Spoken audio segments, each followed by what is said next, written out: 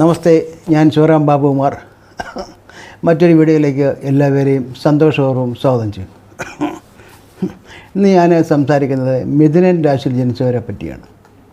അവരുടെ നമുക്കൊക്കെ അറിയാം, ആഗസ്റ്റ് 17 ചിങ്ങം 1.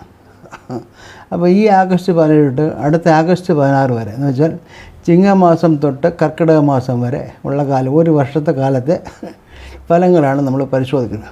ഇപ്പോൾ 1199 ആണ്ടാണ് മലയാള വർഷം, 1200 ആണ്ടാണ് ആഗസ്റ്റ് 17 ആരംഭിക്കുന്നത്. അപ്പോൾ അതിൽ ഉള്ള മിഥുനൻ രാശി ജനിച്ചവരുടെ മിഥുനൻ രാശി ജനിച്ചവരെന്ന് പറയുമ്പോൾ ഇതൊക്കെ വരും. മകരത്തിൻ്റെ അരഭാഗം വരും, തിരുവാതിര വരും, പുണർത്ത നക്ഷത്രത്തിൻ്റെ ആദ്യത്തെ 3 ഭാഗം വരും. അപ്പോൾ 3 വളരെ പ്രധാനപ്പെട്ട രാശികളുടെ കാര്യങ്ങളാണ്.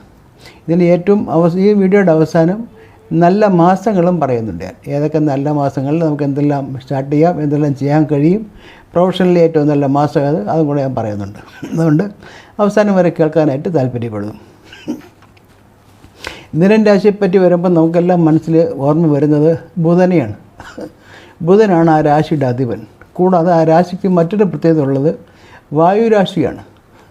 വായുരാശിയും ബുധനും പറയുമ്പോൾ കമ്മ്യൂണിക്കേഷനാണ് ഏറ്റവും ഇമ്പോർട്ടൻറ്റ്.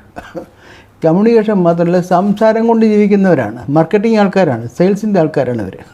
അതാണ് ഇവരെ പറ്റി പറയുന്ന കാര്യങ്ങൾ. ഇവരെ പറ്റി പറയുന്നത് യാത്ര, വ്യവസായം, മോഷണം, ഇതൊക്കെ ദേവതയെ ആരാധിക്കുന്ന ബുധനെയാണ് ഇതിൻ്റെയൊക്കെ ആളായിട്ട് വെച്ചിരിക്കുന്നത്. കൂടാതെ എന്തൊക്കെ വരും?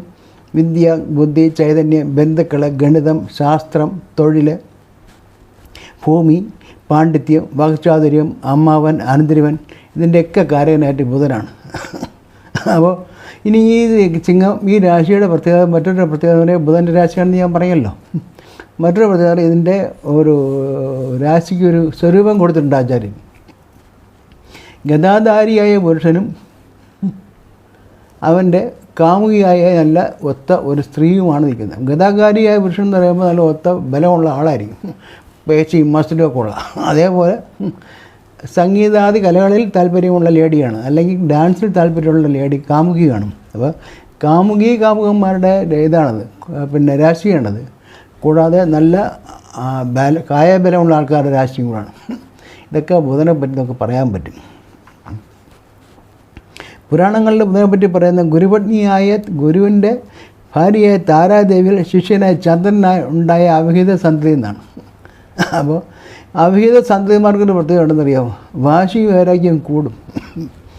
അപ്പോൾ ഗുരുവിൻ്റെ പത്നിയെ അടിച്ച് മാറ്റുന്നതാകുമ്പോൾ വാശി വൈരാഗ്യം കൂടും. മാത്രമല്ല അതീവ ബുദ്ധിശാലിയും ഗുരുവിനെക്കാളും ഉയരാൻ ആഗ്രഹമുള്ള രീതിയിൽ പാണ്ഡിത്യം നേടാൻ ശ്രമിക്കുകയും ചെയ്യും. അതൊക്കെ നമുക്ക് ബുധനെക്കുറിച്ച് പറയാൻ പറ്റുന്ന ആൾക്കാരാണ്.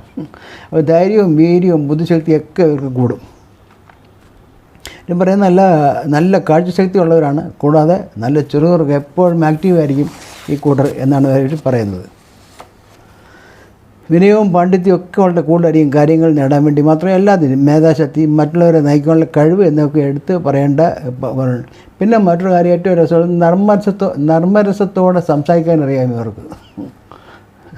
നമുക്ക് മെമിക്രിയൊക്കെ ബുധനുമായിട്ട് ബന്ധപ്പെട്ടാവരുത്.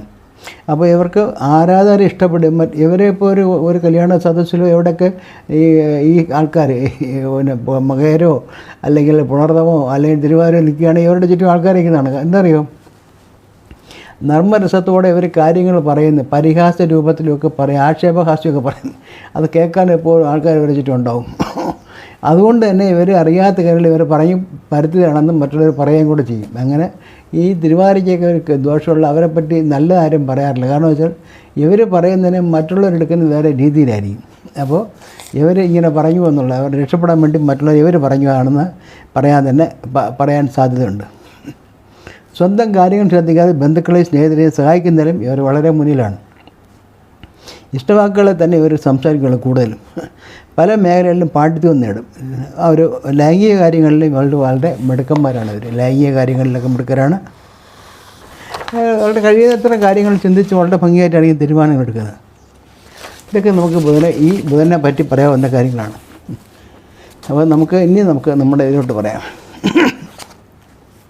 ഗ്രഹനില വെച്ച് നോക്കുകയാണെങ്കിൽ ഇപ്പോൾ മിഥുനൻ രാശിയിൽ 9ാം ഭാവത്തിലാണ് ശനി നിൽക്കുന്നത്. ആ ശനി ഇപ്പോൾ മാർച്ച് 29 10ാം ഭാവത്തിലേക്ക് മാറും. എന്നുവെച്ചാൽ കണ്ടകശനി ആരംഭിക്കും.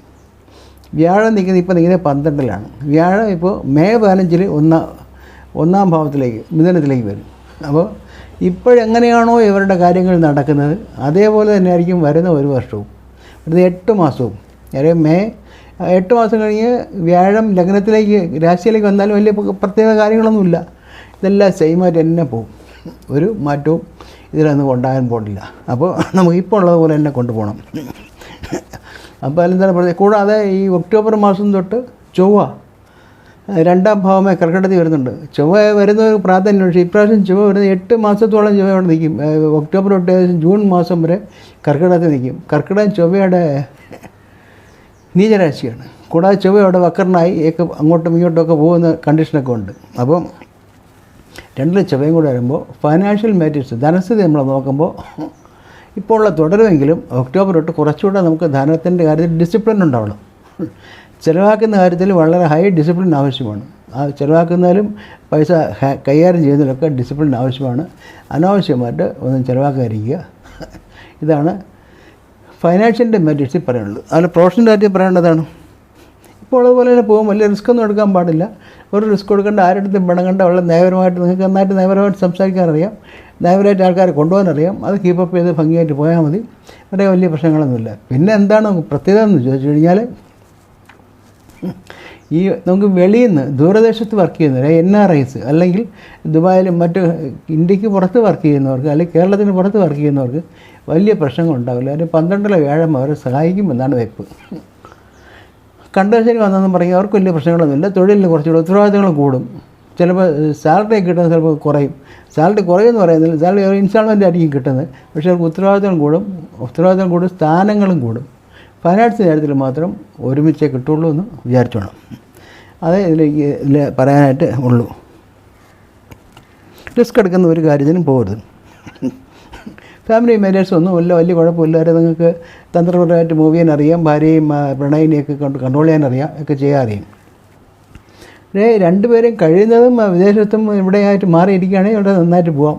2ാം ഭാവാധിപനിൽ ചൊവ്വ വന്നിരിക്കുന്നതുകൊണ്ട് ഒരു വീട്ടിൽ കിടക്കുകയാണെങ്കിൽ മാസത്തിൽ 1-2 വഴക്കുകൾ തീർച്ചയായിട്ടും ഉണ്ടാവും. തന്ത്രപൂർവ്വം അത് ഹാൻഡിൽ ചെയ്ത് മുമ്പോട്ട് പോവുക. അല്ലാന്നുണ്ടെങ്കിൽ ഈ ഒക്ടോബർ മാസം തൊട്ട് ഇങ്ങനെയുള്ള പ്രശ്നങ്ങൾ സംസാരത്തിൽ നമ്മൾ തെറ്റും. അപ്പോൾ സംസാരിക്കുന്നത് വളരെ മാന്യമായി കൺട്രോൾ വിടാതെ സംസാരിക്കുക. അതിന് വായുരാശി ആയതുകൊണ്ട് കൺട്രോൾ വിടും. ആക്ഷേപഹാസ്യങ്ങൾ പറയുന്നതാണ് പറയുന്നത്. മറ്റുള്ള വേറൊരാളിനെ പറ്റി പരിഹാസത്തിൽ പറയും. പക്ഷേ അത് കേൾക്കുന്ന ആളിന് പരിഹാസമായിട്ട് തോന്നില്ല, അയാളെ പറയുന്നതായിട്ട് തോന്നും. അതുകൊണ്ട് തമാശ ഒന്നും പറയേണ്ട സമയമല്ല ഈ ഒക്ടോബർ തൊട്ട് ജൂൺ വരെ. ഒരു തമാശയും പറയാതെ മര്യാദയൊക്കെ പോയാൽ നമുക്ക് ഫാമിലി ലൈഫും പ്രണയവും ഒക്കെ ഭംഗിയായിട്ട് കൊണ്ടുപോകാൻ പറ്റും. ഹെൽത്ത് മാറ്റർ ഹെൽത്ത് മാറ്റർ എന്ന് പറഞ്ഞാൽ കൈകളിൽ തോള് തൈറോയ്ഡ് അസുഖങ്ങളൊക്കെ വരാൻ കൂടാൻ ചാൻസ് ഉണ്ട്. അതൊക്കെ ഒന്ന് ശ്രദ്ധിച്ചോണം. അതിനൊക്കെ മെഡിസിൻ കൊടുത്താൽ വലിയ കുഴപ്പങ്ങളൊന്നുമില്ല. പിന്നെ ഇതിനകത്ത് പറയുന്ന ഞാൻ ഫൈനാൻസിൻ്റെ കാര്യം വരുമ്പോൾ ഒരു കാര്യം വിട്ടുവെന്ന് പറയാൽ, ഒക്ടോബർ തൊട്ട് ജൂൺ വരെയുള്ള ഈ ചൊവ്വയുടെ 2ലെ സ്ഥാനം നമ്മളെ കാണിച്ചു തരുന്നത് നമുക്ക് അർഹതയില്ലാത്ത ധനം വന്നു ചേരാൻ ചാൻസ് ഉണ്ട്. ആ ധനം നമുക്ക് വന്നാൽ നമ്മൾ അതിൻ്റെ പിറകെ പ്രശ്നങ്ങൾ വരുമെന്ന് ഞാൻ പറയേണ്ട ആവശ്യമില്ല. ഇപ്പോൾ ഓഫീസ് ഉദ്യോഗസ്ഥന്മാർ അല്ലെങ്കിൽ ഗവൺമെൻറ് അവർക്കാണെങ്കിൽ കൈക്കൂലി വാങ്ങാനുള്ള പ്രേരണ വരും. കൈക്കൂലി വാങ്ങാനോ അല്ലാന്നുണ്ടെങ്കിൽ ആൾക്കാർക്ക് മറ്റേ അധികമായിട്ടുള്ള രീതിയിൽ എന്തെങ്കിലും ചെയ്യാനോ കമ്മീഷൻ കൂടുതൽ മേടിക്കാനോ ഒക്കെ വരും. അതിൻ്റെ തൊട്ട് പിറകെ അതിൻ്റെ പ്രശ്നങ്ങൾ വരാൻ ചാൻസ് ഉണ്ട്. അതുകൊണ്ട് ഇപ്പോൾ എങ്ങനെ പോകുന്നോ അതേപോലെ പോയി എടുക്കുക. ഇവർ അങ്ങോട്ടും ഇങ്ങോട്ടും ഒരു സംഭവത്തിനും തിരികെ നിൽക്കാതിരിക്കുക. ഇതാണ് എനിക്ക് പറയാനുള്ളത്. ഇനി ഞാൻ പറയാവുന്ന അടുത്ത ഈ കാലയളവിൽ നമുക്ക് വരാൻ പോകുന്ന ഒരു നല്ല മാസങ്ങൾ, നമുക്ക് എന്തെങ്കിലും റിസ്ക് എടുക്കാൻ പ്രൊഫഷണലി നല്ല മാസങ്ങൾ രവിയുടെ മൊമെൻ്റ് വെച്ചിട്ടാണ് പറയാം. ചിങ്ങമാസം എന്ന് പറഞ്ഞാൽ ആഗസ്റ്റ് 15 തൊട്ട് സെപ്റ്റംബർ 15 വരെയുള്ള ആഗസ്റ്റ് 17 തൊട്ട് സെപ്റ്റംബർ 15 വരെയുള്ള ഒരു മാസം ചിങ്ങമാസമാണ്. ആ ചിങ്ങമാസം നിങ്ങൾക്ക് വളരെ അനുകൂലമായ മാസമാണ്. എന്നാൽ നിങ്ങൾക്ക് പ്രൊഫഷണൽ കാര്യങ്ങൾക്ക് ഉപയോഗിക്കാം. രണ്ടാമത് വൃശ്ചിക മാസമാണ്. നവംബർ 15 തൊട്ട് ഡിസംബർ 15 വരെയുള്ള വൃശ്ചിക മാസം. ആ മാസം നിങ്ങൾക്ക് വളരെ അനുകൂലമായിരിക്കും. നവംബർ 15 തൊട്ട് ഡിസംബർ 15 വരെയുള്ള സമയം. പിന്നെ ഉള്ളത് മാർച്ച് മാസം 15 തൊട്ട് മെയ് മാസം 15 2 മാസമുണ്ട്. അതെന്ന് വെച്ച് കഴിഞ്ഞാൽ മീനവും മേടവും.